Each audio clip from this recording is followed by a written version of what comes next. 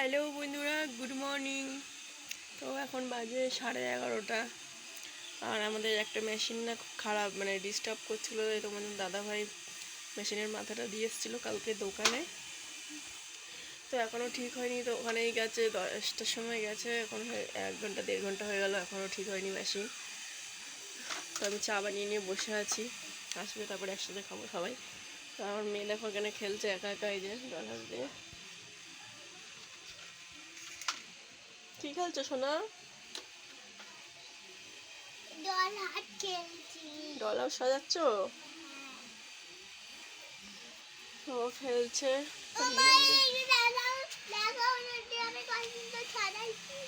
হ্যাঁ দেখাচ্ছি, দেখো কত সুন্দর সাজিয়েছে, সব বাইরে পড়ে গেছে।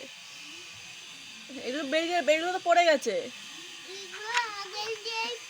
ও ওইগুলো ওই যে ওই কাগজটা সেট হয়নি তো ওর জন্যে।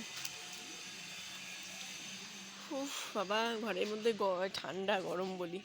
তো দেখো এই উনানটা সেই বর্ষার জল পড়ে তোমাদের দাদাভাই তুলতে গেছিলো, ভেঙে গেছিলো। তো এটাকে ঠিক করেছিলাম কালকে মাটি দিয়ে, তো তাও ফেটে ফেটে গেছে। আজকে আবার লেপতে হবে, আজকে আবার। এই হাত দে না মাম্মা, হাত দে না, ভেঙে যাবে। এই দেখ, চবলা চবলা উঠে যাচ্ছে মাটির, আবার লেপতে হবে, নাহলে পিঠে বানাতে পারবো না। হাত দেয় না মাটিতে, ধ্যাৎ। ওঠো। তো পিঠে বানাবো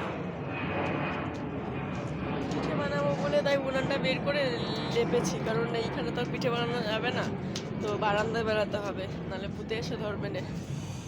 তার জন্য উনানটা ঠিক করলাম, কালকে না দেখি পিঠেটা বানিয়ে নেবো, কারণ পৌষ পর্ব শেষ হবে তো মঙ্গলবারে আর কাজের চাপ থাকবে, মেয়ের স্কুল থাকবে, বানাতে পারবো না। তাই কালকে রবিবার আছে, কালকেই বানিয়ে নেবো।